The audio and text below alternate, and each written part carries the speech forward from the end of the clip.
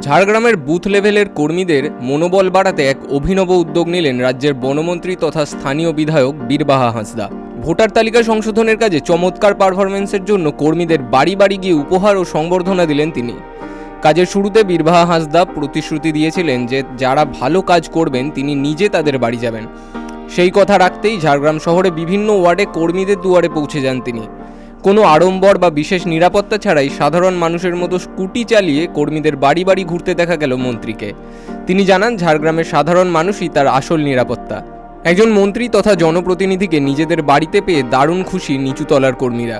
তাদের মতে এই উদ্যোগ আগামী বিধানসভা নির্বাচনের আগে সংগঠনকে আরও শক্তিশালী করবে। ঝাড়গ্রাম শহরের 58টি BLA-2 কর্মীকে এই কর্মসূচির মাধ্যমে সম্মানিত করা হচ্ছে, যার পরবর্তী পর্যায়ে গ্রামীণ অঞ্চলেও এই উদ্যোগ নেওয়া হবে বলে জানানো হয়েছে।